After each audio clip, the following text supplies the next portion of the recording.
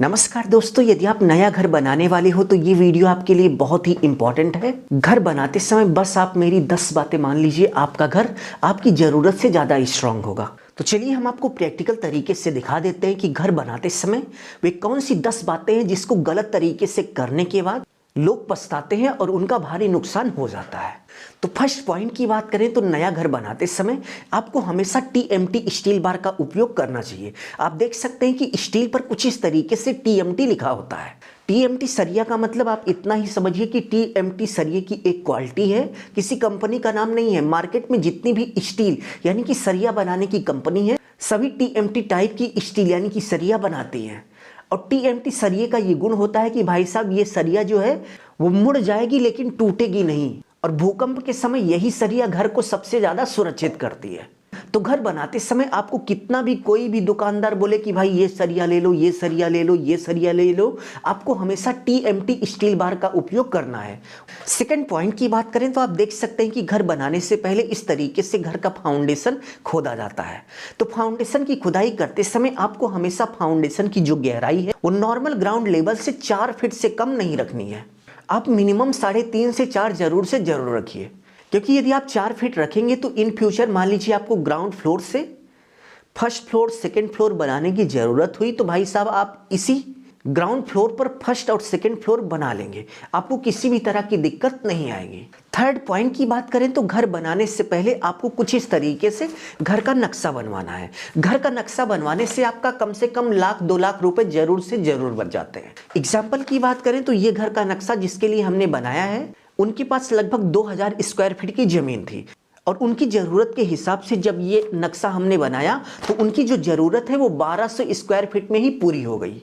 अब यदि ये क्लाइंट नक्शा ना बनवाता तो पूरे के पूरे 2000 स्क्वायर फीट में घर बना लेता, जिससे घर बनाने का जो खर्च है वो कई गुना तक बढ़ जाता।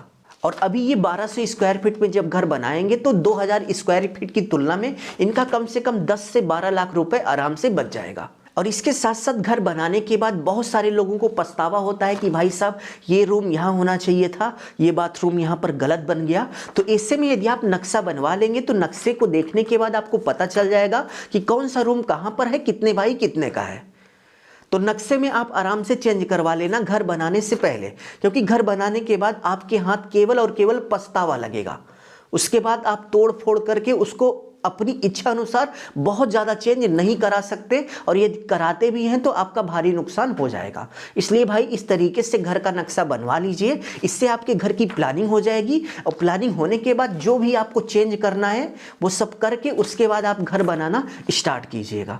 फोर्थ नंबर पॉइंट की बात करें तो इसको लोग मजाक समझते हैं, यानी कि इस तरीके से घर की यदि क्यूरिंग करने की बारी आती है तो लोग एकदम हल्के में लेते हैं कि भाई इसको करेंगे तब भी ठीक है, यदि 1-2 दिन नहीं भी करेंगे तो भी ठीक है। तो ऐसा बिल्कुल भी नहीं है। क्यूरिंग करने से आपकी जो कंक्रीट होती है वो बहुत ही ज़्यादा मजबूत होती है। तो ऐसे में यदि आप नया घर बना रहे हो तो बीम कॉलम स्लैब की बहुत ही अच्छे से आप क्यूरिंग करना, और कम से कम भाई 7 दिन क्यूरिंग जरूर से जरूर होनी चाहिए। 5 नंबर पॉइंट की बात करें तो आप देख सकते हैं कि बीम कॉलम स्लैब में कुछ इस तरीके से कहीं कहीं पर आपने जरूर से जरूर देखा होगा कि मिस्त्री की एक छोटी सी गलती की वजह से इस तरीके से गिट्टी वगैरह दिखती रहती है, या फिर कहीं कहीं कंक्रीट पहुंचती ही नहीं है। तो इसका सबसे बड़ा कारण है कि इस तरीके से वाइब्रेटर का उपयोग ना करना। तो यदि आप घर बनवा रहे हो तो किसी भी ठेकेदार को ठेका देने से पहले ये सुनिश्चित कर लेना कि भाई साहब उसके पास वाइब्रेटर है या फिर नहीं, क्योंकि वाइब्रेटर लगाने से आपकी जो कंक्रीट होती है, बीम कॉलम स्लैब कहीं पर भी कंक्रीट हो वो अच्छे से बैठ जाती है, और जब अच्छे से कंक्रीट बैठती है तो सबसे ज़्यादा मजबूत होती है। तो ऐसे में ठेका देने से पहले आप अपने ठेकेदार से सुनिश्चित कर लीजिए कि उसके पास वाइब्रेटर है या फिर नहीं। उसको एक लफ्ज में बता दीजिए कि भाई कोई भी काम, कंक्रीट का कोई भी काम बिना वाइब्रेटर के नहीं होगा।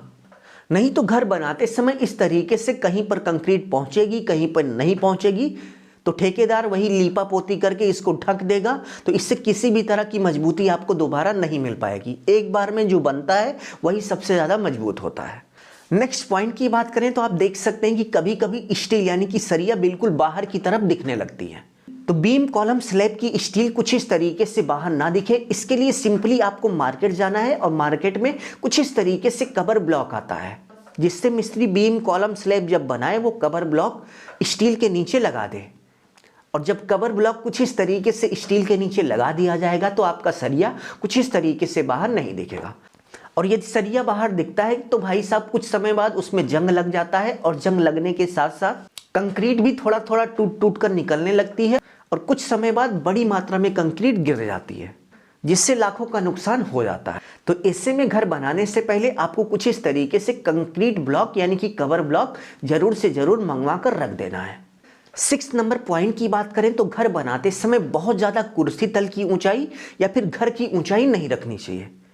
कुर्सी तल की ऊंचाई आप अपने ज़रूरत के हिसाब से रखिएगा। बहुत सारे लोग पड़ोसी को देखकर या फिर उन्हें लगता है कि हमारा घर पड़ोसी के घर से थोड़ा ऊपर होना चाहिए, इसी लाग डांट में घर की जो ऊंचाई है यानी कि कुर्सी तल की जो ऊंचाई है वो ज़रूरत से ज़्यादा कर लेते हैं।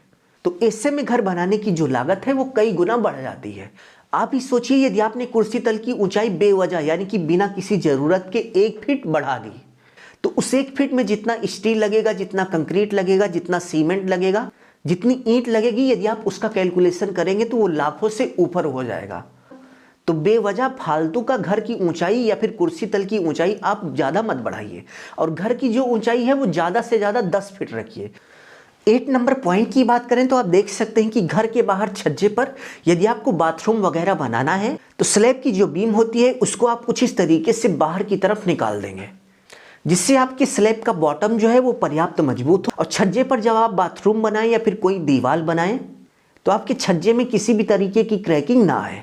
नहीं तो आप देख सकते हैं कि कभी कभी इस छज्जे को ना बनाने से कुछ इस तरीके से पूरा का पूरा छज्जा गिर जाता है। तो ये गलती आपको नहीं करनी है। 9th नंबर पॉइंट की बात करें तो यहीं पर लोग सबसे ज़्यादा पैसा बचाने की सोचते हैं। आप देख सकते हैं कि घर बनाते समय बहुत सारे लोग घर के चारों तरफ की जो दीवार है वो 9 इंच की ना बनाकर 4.5 इंच की बना लेते हैं, जो कि बहुत ही गलत है। आप देख सकते हैं कि ये भाई साहब ने भी यही गलती की थी, और यहाँ पर जब वायरिंग हुई तो आप देख सकते हैं कि वायरिंग जो बोर्ड है वो सही से लग नहीं पा रहा है। पूरा का पूरा वायरिंग बोर्ड दीवार के आर पार हो गया। अब यहाँ पर आप सोच रहे होंगे कि प्लास्टर करते समय इसको हम ढक देंगे, तो प्लास्टर करते समय यदि प्लास्टर की मोटाई ज़्यादा होगी तो यहीं पर क्रैकिंग सबसे पहले आएगी। और इसके साथ साथ सेफ्टी पर्पज से भी ये सही नहीं है, क्योंकि भूकंप के समय सबसे पहले 4.5 इंच की जो दीवार होती है वो सबसे पहले गिरती है, और बाहर की दीवार यदि 4.5 इंच की है तो वो सबसे पहले ही गिर जाएगी। 10th नंबर पॉइंट की बात करें तो आप सभी को अपनी अपनी एक एक बात कमेंट बॉक्स में बतानी है कि नया घर बनाते समय और किस बात पर ध्यान देना चाहिए जिससे बाद में किसी भी तरह का पछतावा ना हो। सभी लोग अपनी अपनी एक एक बात कमेंट बॉक्स में कमेंट करके ज़रूर से ज़रूर बताइए, और इस वीडियो को अपने दोस्तों में ज़्यादा से ज़्यादा शेयर कर दीजिए। अभी के लिए बस इतना ही। अपना ख्याल रखिए और अपने मम्मी पापा का अपने से भी ज़्यादा ख्याल रखिए। इसी भाव के साथ आप सभी से विदा लेते हैं। धन्यवाद।